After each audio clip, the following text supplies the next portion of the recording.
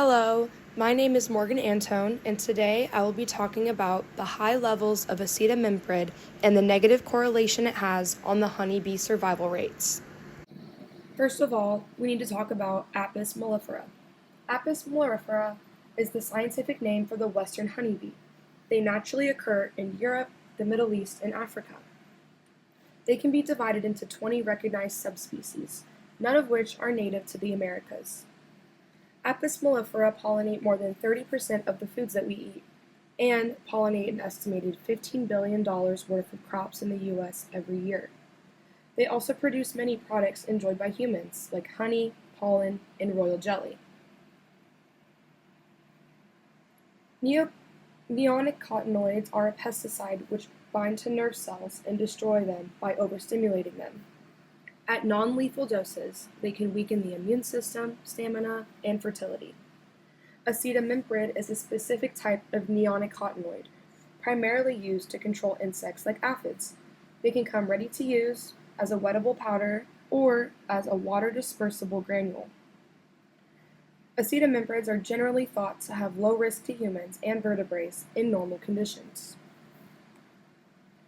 A little bit more about acetamiprid. It was found that the LD50 value for acetamiprid was 7.1 when applied topically in a laboratory. Studies have shown that acetamiprid combined with fungicides, specifically triflumazoles, increases its toxicity significantly, as much as 244-fold. However, when combined and applied at the maximum recommended rate to alfalfa, no mortality was detected in plants specifically. This suggests that acetamiprid is safe when honeybees are exposed to treated plants at a normal rate. Now for my research question. What is the effect of different acetamiprid concentration levels on honeybee survival rates in both adults and in larvae? The first study I looked at focused on the concentration levels of acetamiprid. They used mass spectrometry imaging to observe these levels in honeybees after an oral administration. It was found that acetamiprid can quickly penetrate biological barriers and distribute throughout the body of honeybees, but it also degrades quicker than other neonicotinoids. The LD50 of the oral administration was 118.38 milligrams after 48 hours. This study focused on the concentration levels after 2, 6, and 10 hours. After 2 hours, the concentration level was at its highest, as shown by the figure on the slide. The red dots indicate a very high concentration level. After 6 hours, you can see that it is spread throughout the entire body, but has a lower concentration level as indicated by the green and blue dots. After 10 hours, it is almost undetectable. It is just barely blue. The lower toxicity rate of acetamiprid compared to other neonicotinoids could be due to its fast degeneration rate. Next, I looked at adult and larval survival. In this study, many different groups received food with different concentrations of acetamiprid, which is noted as insecticide on the graphs, fungicides, or a mixture of both.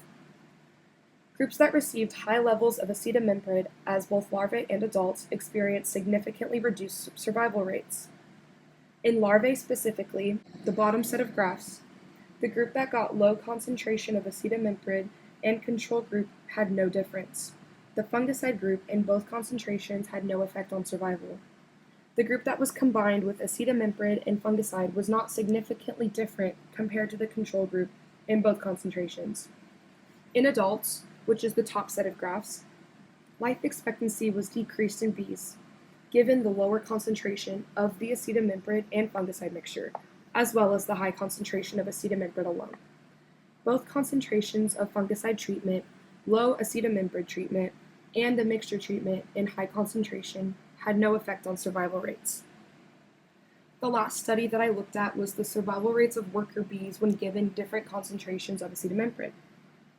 In this study, the bees were given different concentrations of acetamiprid for 14 days after emergence.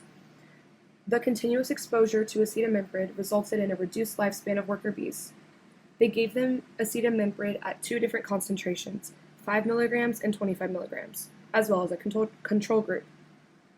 Bees with the highest concentration level had the lowest survival rates, The survival rates significantly decreased after the 7th day.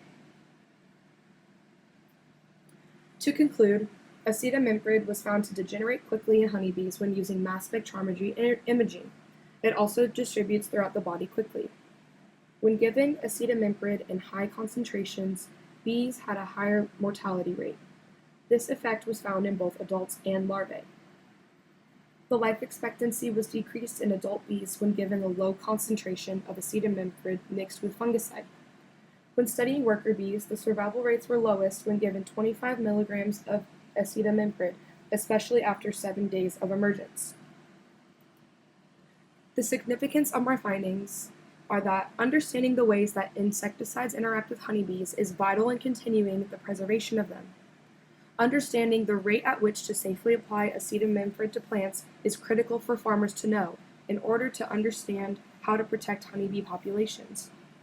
Knowing that acetaminoprid in combination with fungicide could increase its toxicity levels in certain concentrations is something that needs to be studied more in order to know the true implications. These are the references that I used for my project. Thank you so much.